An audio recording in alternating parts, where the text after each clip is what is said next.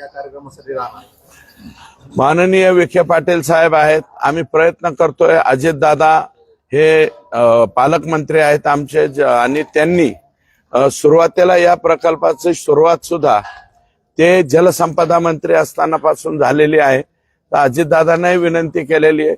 विखे पाटील येतो म्हणले ना, आमचे जावई आहेत राम शिंदे साहेब, माझ्या मतदारसंघातील, त्यांच्या सौभाग्यवती आमच्या मतदारसंघातले आहे। म्हणून जावई राज्याच्या सर्वोच्च पदावर व वरिष्ठ सभागृहाच्या सर्वोच्च पदावर, मला वाटतं एवढी तरुण व्यक्ती या पदावर जाण्याची ही पहिली वेळ आहे।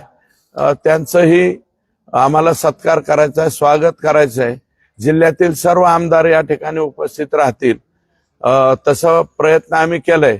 आता पत्रिकेवर तर जिल्ह्यातले 2 मंत्री बी आहेत, परंतु आमदारांच्या पुरतच आम्ही, मंत्र्यांच्या एवढे आमचे काही कॅपॅसिटी नाही, परंतु जिल्ह्यातले आमदार, काही इतर कार्यकर्ते आणि शेजारचे सुद्धा संग्राम जगताप आमदार साहेब, मोनिकाताई यांनाही निमंत्रित आम्ही या ठिकाणी केलेलं आहे।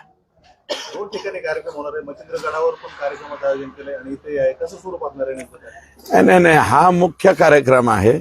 मच्छिंद्रनाथाच्या तिथं आम्ही मच्छिंद्रनाथाच्या म्हणजे जे गर्भगृह आहे त्या ग्रहाचं 10 कोटी रुपयाच्या कामाचं भूमिपूजन करतोय साहेबांच्या हस्ते। कारण या महाराष्ट्रामध्ये नाथ संप्रदाय, महाराष्ट्रातच नाही संपूर्ण देशामध्ये नाथ संप्रदायाला मानणारे लोक आहेत आणि ते नाथ संप्रदायाचं जे ठिकाण आहे, आमची मच्छिंद्रनाथाची जी संजीवन समाधी आहे त्या समाधीवरती माननीय मुख्यमंत्री दर्शन घेतील। म्हणजे संपूर्ण नाथ संप्रदायामध्ये मेसेज जाईल की राज्याचे मुख्यमंत्री तिथे गेलेले आहेत। मुख्यमंत्र्यांच्या हस्ते आम्हाला ते 10 कोटी रुपयाचं फक्त मंदिराचा गाभारा, ओनली गाभारा जो आहे, कारण मागच्या वेळेस गुढीपाडव्याच्या आदल्या रात्री आम्हाला दर्शनाला अडचण आली, यावेळेस अडचण येऊ नये म्हणून आम्ही ते संपूर्ण गाभाऱ्याचं काम, खूप मोठं काम आहे ते काम करतोय आणि त्याचा शुभारंभ आदरणीय देवेंद्रजी फडणवीस साहेब या राज्याचे मुख्यमंत्री यांच्या हस्ते करतोय। आणि त्याही कार्यक्रमाला विखे पाटील साहेब, सेम राम शिंदे साहेब, मोनिकाताई हे सर्वजण त्या ठिकाणी, कारण मच्छिंद्रनाथ वरती आहेत आणि कानिफनाथ खाली आहे। म्हणजे उभं राहिलं तर आष्टी तालुक्यात आणि खाली पाहिलं तर पाथर्डी तालुका दिसतो। पहिला विकासाचा मुद्दा घेऊन ज्या निवडणुकीनंतर तुम्ही आज हे भूमिपूजन करताय, अजून कसल्या पद्धतीचा विकास जो आहे तो आष्टी पाटोदा शिरूर मतदारसंघात बघायचा? नाही, सुरुवातीला माझं लक्ष शिक्षणावर, तर मी शिक्षणावर केंद्रित केलं, जरेवाडी पॅटर्न चालू केला। दुसरं मी आश्वासन दिलेलं होतं की हा प्रकल्प मी पूर्ण करेन। या प्रकल्पाच्या अवतीभोवतीचे जेवढे सगळे गाव आहेत, या सगळ्या गावामध्ये मला अबाव 70% वोट आहे, अबाव 70% एकट्याला। मला दरेकर नाना माझ्या शेजारी बसलेले, त्यांचा हा मूळ मतदारसंघ आहे जिल्हा परिषदेचा, मलाही मानणारे लोक आहेत आणि जनतेने विश्वास ठेवलाय की हा प्रकल्प पूर्ण करायचा असेल तर सुरेश धसला निवडून दिलं पाहिजे।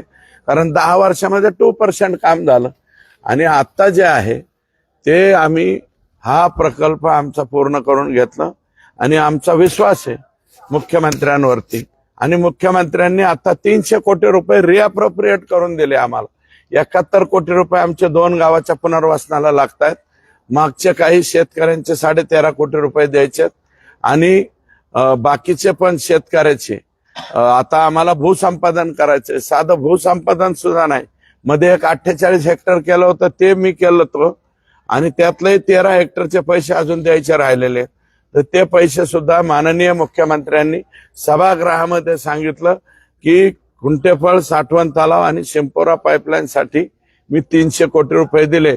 आताच मला एसीएस साहेबांचा फोन आला होता की ते आमचे रिअप्रोप्रिएशन फायनल होते, उद्यापर्यंत हे होतील आणि परवापर्यंत पुनर्वसनाचे पैसे द्यायला कलेक्टरांकडे पैसे येतील।